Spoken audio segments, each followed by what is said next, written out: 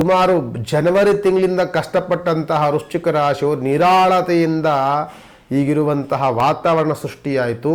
ಎಲ್ಲ ಯೋಗ ಫಲವು ನಿಮಗೆ ಸಿಗ್ತಾ ಇದೆ. ಈಗ ಪಂಚಮದಲ್ಲಿರುವಂಥ ಶನಿ ನಿಮಗೆ ಕೋಪದ ವಾತಾವರಣ ಕಡಿಮೆ ಆಗಿಲ್ಲ. ದಿನಗಳಿಂದ ಹಳೆಯ ಜನಗಳು ನಮಗೆ ಎಷ್ಟೋ ದಿನ ಕೆಟ್ಟ ಕಾಲಗಳಿದ್ದಾಗ ನಮ್ಮನ್ನು ಶತ್ರುತ್ವವಾಗಲಿ ಕಾಡಿ ನಮ್ಮನ್ನು ಪ್ರಯತ್ನವನ್ನು ಮಾಡ್ತಾರೆ. ಅವತ್ತೇನೋ ಕೆಟ್ಟ ಟೈಮ್ ಹಂಗೆ ಆಗೋಯ್ತು, ಇನ್ನೊಬ್ರು ಮಾತು ಕೇಳ್ಕೊಂಡು ಹಿಂಗೆ ಅನ್ಕೊಂಬಿಟ್ಟೋ ತಿಳ್ಕೊಂಬಿಟ್ಟೋ ಅಂತೆಲ್ಲ ಬರೋರು ಜಾಸ್ತಿ ಆಗ್ತಾರೆ. ಈಗ ಯಾವ ವ್ಯಕ್ತಿಯ ಬರ್ತಾನೋ ಅವ್ರ ಬಗ್ಗೆ ಸ್ವಲ್ಪ ಜಾಗ್ರತೆಯನ್ನು ವಹಿಸ್ಕೊಳ್ಳಿ. ಅದನ್ನು ಬಿಟ್ಟು ನಮಃ ಶ್ರೀಮತಿ ರಾಮಾನುಜಾಚಾರ್ಯ ನಮಃ.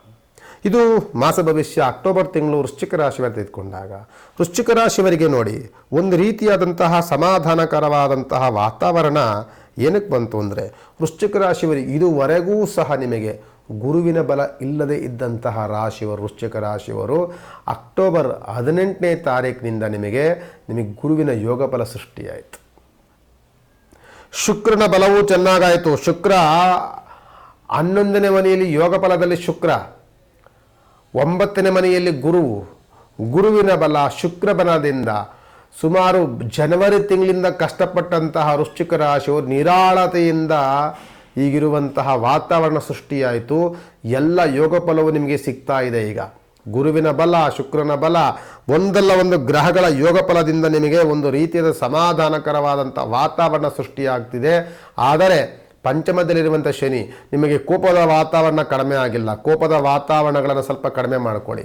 ಜೊತೆಯಲ್ಲಿ 12ನೇ ಮನೆಯಲ್ಲಿ ಸ್ವಲ್ಪ ಬುಧ ಮತ್ತು ಕುಜ ಸೇರ್ಕೊಳ್ಳೋದ್ರಿಂದ ಮನಸ್ಸು ಚಂಚಲವನ್ನು ಮಾಡ್ತಾನೆ, ಅಹಂಕಾರವನ್ನು ಬೆಳೆಸ್ಕೊಳ್ಳೋಕ್ಕೆ ಪ್ರಯತ್ನವನ್ನು ಮಾಡ್ತಾನೆ ಮತ್ತು ದುಡುಕು ಸ್ವಭಾವವನ್ನು ತಂದು ಕೊಡ್ತಾನೆ, ಆತುರದ ನಿರ್ಧಾರಗಳನ್ನು ತಂದು ಕೊಡ್ತಾನೆ.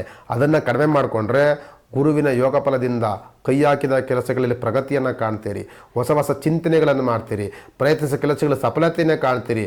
ಶುಕ್ರನ ಯೋಗ ಫಲದಿಂದ ಉತ್ತಮವಾದ ಲಾಭ ಗಳಿಕೆ, ಬಿಸ್ನೆಸ್ ಮಾಡುವಂಥ ಉತ್ತಮವಾದಂಥ ಲಾಭ ಗಳಿಕೆ, ಓದುವಂಥ ಮಕ್ಕಳಿಗೆ ಉತ್ತಮವಾದಂಥ ನೆನಪಿನ ಶಕ್ತಿ, ಹೊಸ ಕೆಲಸಗಳ ಆರಂಭವನ್ನು ಮಾಡುವಂಥದ್ದು, ಸರ್ಕಾರಿ ಕೆಲಸಗಳಲ್ಲಿ ಮನ್ನಣೆ ಸಿಗುವಂಥದ್ದು, ಬಡ್ತಿ ಸಿಗುವಂಥದ್ದು, ಸರ್ಕಾರಿ ಕೆಲಸಗಳಲ್ಲಿ ಮನ್ನಣೆ, ಜೊತೆಯಲ್ಲಿ ಕೋರ್ಟು ಕಚೇರಿಗಳಿಂದ ಜಯದ ವಾತಾವರಣ, ಇದೆಲ್ಲವೂ ಸಿಗುವಂಥ ವಾತಾವರಣಗಳು ವೃಶ್ಚಿಕ ರಾಶಿಯವರಿಗೆ ಈಗ ಕೂಡಿ ಬರ್ತಾ ಇದೆ.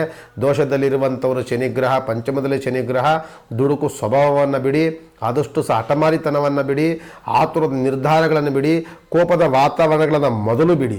ಇಷ್ಟೆಲ್ಲವೂ ಬಿಟ್ಟು ಸ್ವಲ್ಪ ಸೌಮ್ಯತೆ, ಸ್ವಲ್ಪ ಆದಷ್ಟು ಸಹ ಭಾಳ ಆಲೋಚನೆ ಮಾಡುವಂಥ ವ್ಯವಹಾರಗಳನ್ನು ಇದನ್ನು ಮನಸ್ಸಿನಲ್ಲಿ ರೂಢಿ ಮಾಡಿಕೊಳ್ಬೇಕು. ಇದೆಲ್ಲವೂ ರೂಢಿ ಮಾಡಿಕೊಂಡಾಗ ನೀವು ಹಾಕಿದಂಥ ಕೆಲಸಗಳಲ್ಲಿ ಪ್ರಗತಿ ಕಾಣ್ತೀರಿ. ಮನೆಯಲ್ಲಿ ಶುಭ ಕಾರ್ಯಗಳಾಗುತ್ತೆ, ಮನೆಯಲ್ಲಿ ಉತ್ತಮವಾದಂಥ ಬಾಂಧವ್ಯತೆ ಬರುತ್ತೆ, ಕಷ್ಟಗಳಿಂದ ಪಾರಾಗುವಂಥ ಯೋಚನೆಗಳು ಬರುತ್ತೆ. ಎಷ್ಟೋ ದಿನಗಳಿಂದ ಹಳೆಯ ಜನಗಳು ನಮಗೆ ಎಷ್ಟೋ ದಿನ ಕೆಟ್ಟ ಕಾಲಗಳಿದ್ದಾಗ ನಮ್ಮನ್ನು ಶತ್ರುತ್ವವಾಗಲಿ ಕಾಡಿ ನಮ್ಮನ್ನು ಒಂದಲ್ಲ ಒಂದು ಸಮಸ್ಯೆಗಳನ್ನು, ಗೊಂದಲಗಳನ್ನು, ಅವಮಾನವನ್ನು, ಅವಹೇಳನವನ್ನು ಮಾಡಿದಂಥವರೆಲ್ಲರೂ ಸಹ ನಮಗೀಗ ಮಿತ್ರರಾಗಿ ಬರಲಿಕ್ಕೆ ಪ್ರಯತ್ನವನ್ನು ಮಾಡ್ತಾರೆ. ಅವತ್ತೇನೋ ಕೆಟ್ಟ ಟೈಮ್ ಹಂಗೆ ಆಗೋಯ್ತು, ಇನ್ನೊಬ್ರು ಮಾತು ಕೇಳ್ಕೊಂಡು ಹಿಂಗೆ ಅನ್ಕೊಂಬಿಟ್ಟೋ ತಿಳ್ಕೊಂಬಿಟ್ಟೋ ಅಂತೆಲ್ಲ ಬರೋರು ಜಾಸ್ತಿ ಆಗ್ತಾರೆ. ಈಗ ಯಾವ ವ್ಯಕ್ತಿಯ ಬರ್ತಾನೋ ಅವ್ರ ಬಗ್ಗೆ ಸ್ವಲ್ಪ ಜಾಗ್ರತೆಯನ್ನು ವಹಿಸ್ಕೊಳ್ಳಿ. ಅದನ್ನು ಬಿಟ್ಟು ಮಾಡುವಂಥ ಕೆಲಸದಲ್ಲಿ ಪ್ರಗತಿ ತುಂಬ ಚೆನ್ನಾಗಿದೆ, ವ್ಯವಹಾರ ತುಂಬ ಚೆನ್ನಾಗಿದೆ, ಹಣಕಾಸಿನ ಅನುಕೂಲ ಚೆನ್ನಾಗಿದೆ, ಮನೆಯಲ್ಲಿ ಶುಭ ಕಾರ್ಯಗಳಾಗುವಂಥ ಯೋಗ ಫಲ ಚೆನ್ನಾಗಿದೆ, ಇದೆಲ್ಲವೂ ಚೆನ್ನಾಗಿದೆ. ಆತುರದ ನಿರ್ಧಾರ ಅದನ್ನು ಕಡಿಮೆ ಮಾಡಿಕೊಳ್ಬೇಕು. ಸಡನ್ನಾಗಿ ಡಿಸಿಷನ್ ತೊಗೊಳ್ಬಾರ್ದು, ಇನ್ನೊಬ್ಬರ ಮಾತನ್ನು ನಂಬಬಾರ್ದು, ಕೋಪದ ವಾತಾವರಣ ಮಾಡ್ಕೊಳ್ಬಾರ್ದು. ಕೋಪದ ವಾತಾವರಣ ಜಾಸ್ತಿ ಇರುತ್ತೆ, ದುಡುಕಿ ಮಾತನಾಡುವಂಥದ್ದು, ಸಡನ್ನಾಗಿ ಬಾಯಿಗೇನು ಬಂತು ಅದು ಮಾತನಾಡ್ಬಿಡೋದು, ಅನಂತರದಲ್ಲಿ ಸುಮ್ಮನೆ ಮೇಲೆ ಗಳಾಗ್ಬಿಡುತ್ತೆ. ಎಚ್ಚರಿಕೆಯನ್ನು ವಹಿಸಿ. ರಾಷ್ಟ್ರಾಧಿಪತಿ ಬಂದು ನಿಮಗೆ ಕುಜನೇ ಆಗಿರ್ತಾನೆ, ಕುಜವೂ ಸ್ವಲ್ಪ ದೋಷದಲ್ಲಿದ್ದಾರೆ. ಅದನ್ನು ಬಿಟ್ಟರೆ ಮಿಕ್ಕಿದ್ದೆಲ್ಲವೂ ಫಲ ತುಂಬ ಚೆನ್ನಾಗಿದೆ.